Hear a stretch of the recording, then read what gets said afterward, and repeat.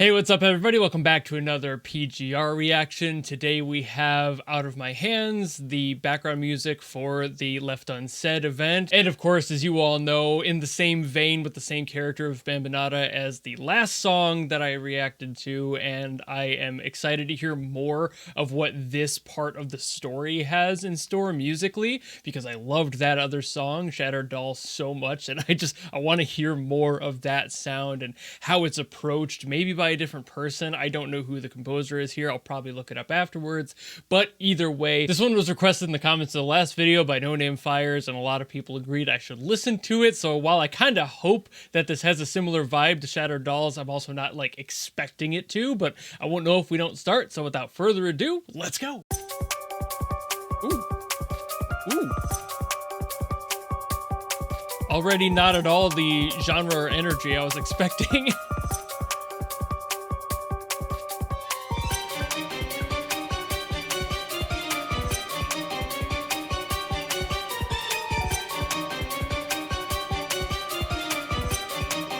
More of a hectic energy to it.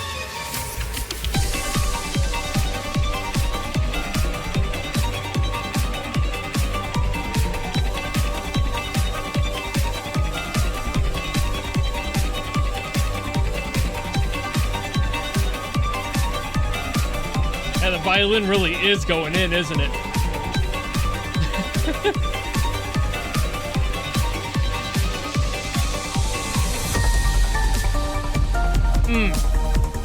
You know what? I felt that halftime coming. I'm not mad. It was the perfect time for a halftime.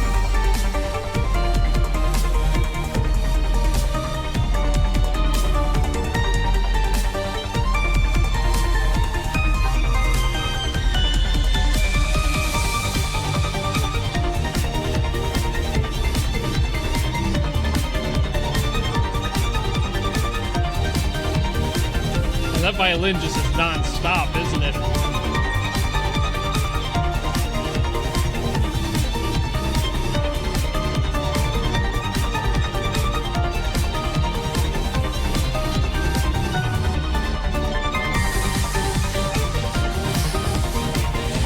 Ooh, vocal samples.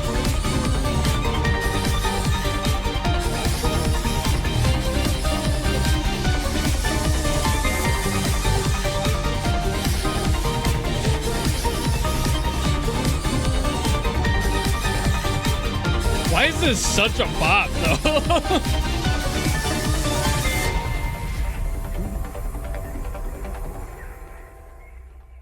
Ooh. Beta with just the random noises there, the random sound design. Cool. Okay. All right. So knowing that this song is for a PV does give me a lot of context for like where the song would be making its choices and changes throughout and kind of just shaping itself around certain aspects of a preview. And I can feel that there, especially when it went to halftime. You might have like a clip there of the character like doing something entirely solo or having like a little cinematic bit to break it up and then coming back in with that halftime just to make it feel a little bit more punchy. I'm not going to try to decipher the visuals. I could just go watch the PV if I was that curious, but I can feel that motion in the song, and everything about this composition is just doing exactly what a PV would want you to do. It would want to start you off feeling that energy, introducing you to the character, and then allowing you to have a little bit more leeway in the song, a little bit more pace to be able to actually feel out what their abilities are and really get there. I really did like that the violin just kind of kept going. It was a constant all the way through. Even when the song slowed down a little bit, the violin really didn't. It was still going and cranking at that same pace,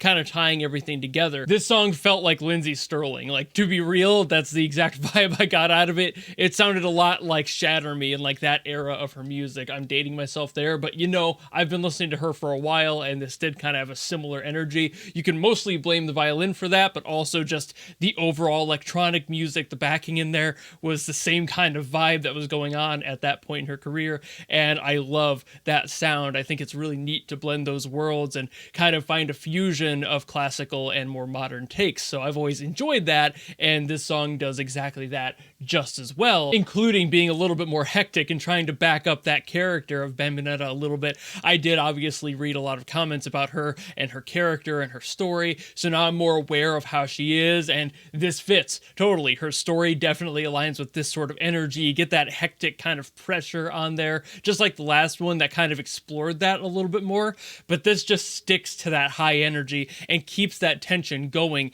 Even when it was doing a halftime, you still felt like something wasn't landing quite right. There was just enough skew in there that it never really felt like you were resolving, and even at the end, it kind of just faded away a little bit. It didn't really like end, similar to the last one. It really did do a lot of what Shattered Doll did. It just kept it energy high the whole way through. Shattered Doll obviously had a lot more of that emotional up and down. That roller coaster was way more consistent with keeping you in the loop of the story and allowing you to make those connections between her backstory and what's happening on screen, or just in general through the music. And this one, it just wanted to introduce you to the character, let you know how she fights, what her energy is, what to expect when she's on screen. Is she constantly energetic? Is she a little bit more poised and graceful? This kind of gave you that blend of both. And obviously they did a phenomenal job with that, and my hat's off to them for being able to write songs that are so accurate. I say this about every game, but it's so true every single time. When a composer writes a song that's so accurate to a vibe, so accurate to a character, it just kind of drives me a little insane in a positive way. It just kind of baffles me as not a composer that composers are able to do this. They're able to nail that tone every single time pretty damn consistently, especially in the games that I cover. It's so very common, and I love it every single time because it always gets me hyped when the tone matches in the sound and the visuals and what you're expecting with the story. It's just perfect. So when you get songs like this that are made for previews of a character to give you an overview as quick as possible, as concise as they can, and they nail it, now especially that I know the character a little bit better, this is so cool. That's why I love doing these videos so much, because I'm able to hear that and see it and make those connections. And even though I don't play the games, I'm able to enjoy and respect the amount of effort and work and love put into all these. And I say that all the time, but it never stops being true. And I'm able to be excited about it and be stupid about it. And everybody who's watching this video is just like, wow, he's a little excited. And it's like, yeah, I am. All right, sue me. And this is just another example on top of a giant pile where the composers of these games just nail that exact intent. And I love to see it. But also, as per usual, I will keep yapping if I don't shut myself up, so I'm going to do that now. Thank you all so very much for watching. However, do not request anything this time around, because next time when I get to another PGR song, it is going to be Dust. I already made my mind up about that. I have not gotten to Dust yet. It's one that everybody's been nagging at me about for like months now, and I just never really got to it for whatever reason. There's no reason I didn't. I just haven't gotten around to it. Maybe there was like a release or two that came out during that time that was much more hyped, but so many people throughout like the many months I've been doing PGR stuff, maybe over a year now, people have been saying I should listen to Dust, and I just haven't for some reason, so I need to do that as soon as I can. So that'll be the next video, and now you all know ahead of time. But like I said, I'm done yapping for now, so thank you all so very much for watching, and if you do want to follow me and support me to see that Dust reaction in about a week or two, then you know how to follow me and support me and all that, and I will see all of you in the next video. Goodbye!